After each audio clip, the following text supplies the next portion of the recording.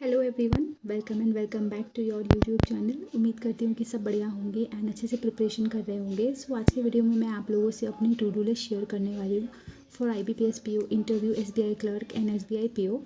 सो IBPS PO means का भी result नहीं आया है, पर हम रिज़ल्ट का वेट नहीं कर सकते हैं इंटरव्यू की प्रिपरेशन के लिए। रिज़ल्ट जो भी हो, हमें खुद को प्रिपेयर करके तो रखना पड़ेगा, बिकॉज़ उसके बाद हमें बहुत कम टाइम मिलने वाला है और तब हम सारी चीज़ें मेंटेन नहीं कर पाएंगे। सो इसीलिए मैं अभी थोड़ी बहुत चीज़ें पढ़ती चल रही हूँ।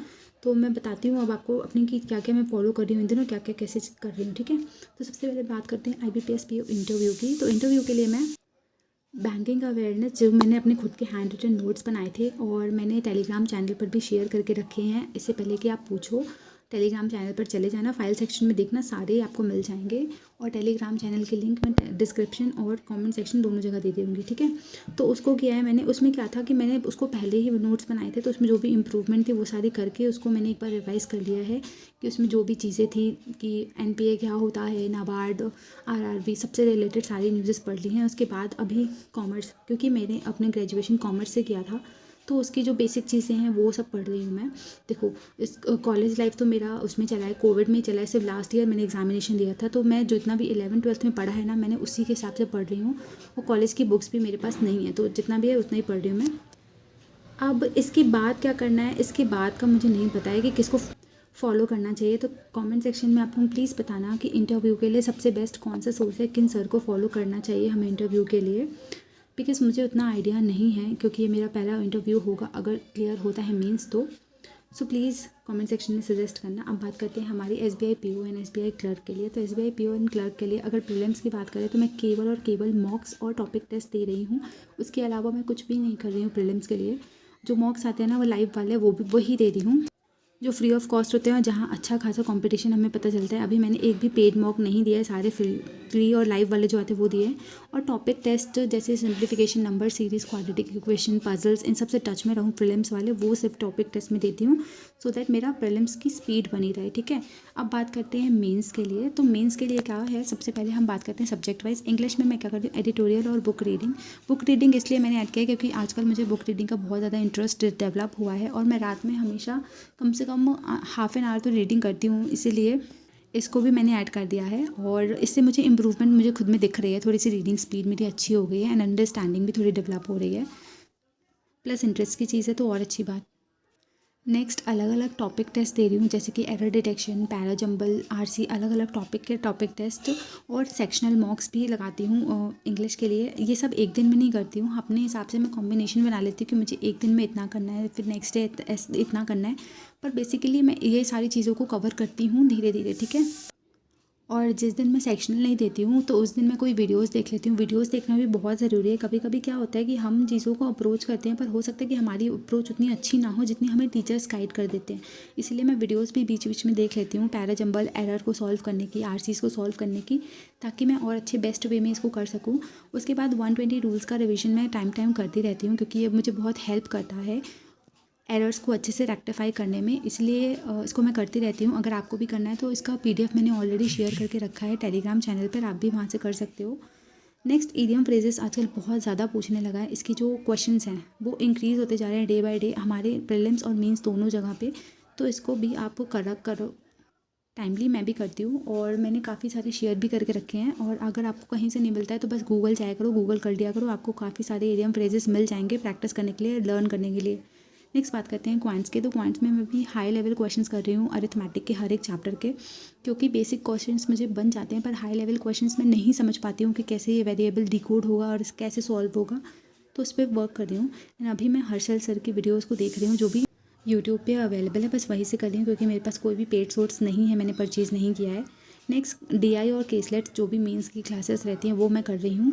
मैं अभी सिर्फ हर्षल सर को ही फॉलो कर रही हूँ सारी चीज़ों के लिए, क्योंकि अगर मैं डिफरेंट सर्स को फॉलो करूँगी तो उनके कॉन्सेप्ट डिफरेंट रहते हैं, समझाने का वे डिफरेंट रहता है, तो हमारी माइंड में ना थोड़ी सी खिचड़ी पक जाती है। इसीलिए किसी एक को फॉलो करो पर अच्छे से करो। तो अभी मैं इन्हीं को कर रही हूँ केवल। मैंने जब से प्रिपरेशन स्टार्ट की तब से मैंने प्रोबेबिलिटी और मेंसुरेशन को बहुत हल्के में लेके चला है, उतने ज़्यादा इंपॉर्टेंस नहीं दिया इन दोनों चैप्टर को। टू बी ऑनेस्ट मुझे समझ में ही नहीं आता था, पर मैंने अभी कोशिश की है कि इन दोनों चैप्टर्स को कम से कम मैं बेसिक तो पूरा समझ लूँ, सो दैट अगर कोई क्वेश्चन आए और मैं अटैम्प्ट करने की कोशिश करूँ और वो हो जाए तो मेरे लिए बढ़िया होगा, इसलिए मैंने इन दोनों चैप्टर्स को भी कोशिश की है करने की। देखो, अगर आपने अरिथमेटिक में अच्छे से पकड़ बना ली ना, तो आपके जो Q1 Q2 वाले क्वेश्चंस होते हैं, डेटा सफिशिएंसी वाले क्वेश्चंस होते हैं, सब अपने आप हो जाएंगे, क्योंकि सब अरिथमेटिक बेस ही होते हैं। तो आई वुड सजेस्ट यू कि आपको अगर पकड़ बनानी है तो आप इनमें बनाओ अच्छे से, बाकी सब चीज़ें हो जाएंगी। नेक्स्ट बात करते हैं रीजनिंग में। तो रीजनिंग में मैं पजल्स करती हूँ। पजल करते हुए कभी कभी बहुत टाइम लग जाता है, तो एक दिन में मेरी केवल पजल्स ही हो पाती हैं, और कभी कभी पजल्स को स्किप करके मैं मेंस के क्वेश्चंस कर लेती हूँ। मिसलेनियस में मतलब जैसे कोडेड क्वेश्चंस होते हैं ना, जैसे कोडेड ब्लड रिलेशन हो गया, कोडेड इनइक्वालिटी हो गई, ये सारे क्वेश्चंस को करती हूँ। ये सारे क्वेश्चंस को प्रैक्टिस में गाइडली की बंडल PDF से करती हूँ, क्योंकि वहाँ पर आपको डे वाइज मिल जाता है, अच्छे खासे क्वेश्चंस प्रैक्टिस के लिए आपके सेट होंगे वहाँ पर, तो वहाँ से मैं प्रैक्टिस करती हूँ। एंड अगर कुछ कमी होती है तो मेरे पास भी काफ़ी सारी PDFs हैं, वहाँ से भी मैं कर लेती हूँ। तो मटेरियल तो काफ़ी ज़्यादा है, आपको बस प्रैक्टिस करने की नीड है। नेक्स्ट क्रिटिकल रीजनिंग और इनपुट आउटपुट, इन पर भी मेरा थोड़ा सा स्पेशल फोकस है। अब आपको लग रहा होगा कि ये सारा एक दिन में का है करना वाला, लेकिन नहीं, एक दिन में नहीं होता। ये मैं बता रही हूँ ओवरऑल जो मैं अभी कर रही हूँ for my SBI PO and clerk prelims and mains both. पर ये सब एक दिन का नहीं है, ये सब ओवरऑल है। मैं अपने हिसाब से कॉम्बिनेशन बनाकर चीज़ें करती हूँ। एंड ज़्यादा से ज़्यादा मैं एक दिन में 9 to 10 आवर्स ही पढ़ती हूँ, क्योंकि उससे ज़्यादा मेरे से होता भी नहीं है। नेक्स्ट बात करते हैं करंट अफेयर्स की। तो करंट अफेयर्स के लिए मैं डेली वीडियो देखती हूँ, 2x की स्पीड में देखती हूँ। एंड मेरी अब हैबिट हो गई 2x की स्पीड में ही देखने की, एंड मुझे समझ में भी आ जाता है। उसके बाद PDF से रिवीजन करती हूँ। वीडियो में अलग सोर्स से देखती हूँ एंड PDF में अलग सोर्स से ही करती हूँ। इससे मेरा 2 रिवीजन हो जाता है। एंड वीकली जो रिवीजन होता है उसको मैं अलग सोर्स से करती हूँ। तो बेसिकली मैं जितना भी कर रही हूँ ना, सब अलग अलग सोर्स से करती हूँ, तो मेरा अलग अलग सोर्स की भी जो न्यूज़ है सब कवर होती जाती हैं। तो मुझे ये सही लग रहा है तरीका मेरी करंट अफेयर्स को अप्रोच करने का। अब देखते हैं कि ये वर्थ इट है कि नहीं है। मैं चाहती हूँ कि मैं आपको डीपली बताऊँ, लेकिन एक बार ये मेरे लिए यूज़फुल होगा तब मैं आपको बताना चाहती हूँ। मैं नहीं चाहती कि मैं कुछ भी बता दूँ और मेरे लिए ही बाद में ये यूज़फुल ना हो। सो एक बार मैं चाहती हूँ देखना कि जैसे मैं कर रही हूँ वो यूज़फुल है कि नहीं। उसके बाद मैं आपको बताऊँगी कि मैंने क्या कैसे किया था, ठीक है। तो अभी करंट अफेयर्स में मैंने अक्टूबर से मार्च मंथ के टारगेट को रखा हुआ है। हो सकता है कि मैं अक्टूबर से भी पीछे चली जाऊँ, बिकॉज IBPS PO के लिए तो ऑलरेडी हमने उसके पीछे से कवर करके रखा हुआ था, ठीक है ना। फिलहाल तो मैंने अक्टूबर मंथ से ही किया है। एंड नेक्स्ट बात करते हैं डिस्क्रिप्टिव की, क्योंकि हम सब जानते हैं कि SBI PO में डिस्क्रिप्टिव पूरी तरीके से चेंज हो गया है। रिपोर्ट आ गई है, सिचुएशन एनालिसिस आ गई है, प्रेसी आ गया है, और हमारा ईमेल आ गया, तो उसे हमें एक्स्ट्रा टाइम अब देना होगा समझने के लिए। तो 30 मिनट्स डेली मैं डिस्क्रिप्टिव को देती हूँ। जो भी हमारा प्रेसी ईमेल ये सब टॉपिक है, हर एक दिन एक एक टॉपिक को करती हूँ, उसको टाइपिंग प्रैक्टिस करती हूँ। ChatGPT से मैं कोई भी क्वेश्चन मांग लेती हूँ, वो मुझे दे देता है, फिर मैं उस हिसाब से उसको करती हूँ एंड वहीं पे मैं अपना करेक्शन करती हूँ। इस तरीके से मैं अभी अपना क्या कर रही हूँ, डिस्क्रिप्टिव वाला चीज़ कर रही हूँ कंप्लीट।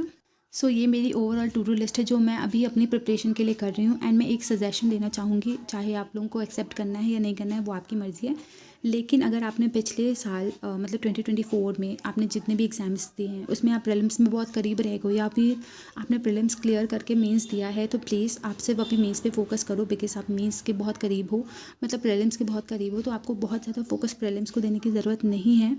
असली कॉम्पिटिशन मेंस में ही होता है। प्रीलिम्स आप निकाल लोगे अगर आप बहुत क्लोज हो तो, पर मेंस नहीं निकलेगा अगर आपकी प्रैक्टिस उसमें अच्छी नहीं होगी, आप क्वेश्चन से गो थ्रू नहीं हुए होगे।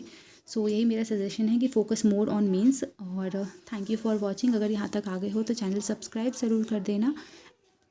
And I really hope so कि ये सारी जो भी मैंने आपको बताया वो आपको कहीं ना कहीं थोड़ी बहुत भी हेल्प कर सके, तो बहुत अच्छा लगेगा मुझे। And thank you for watching. Stay tuned everyone.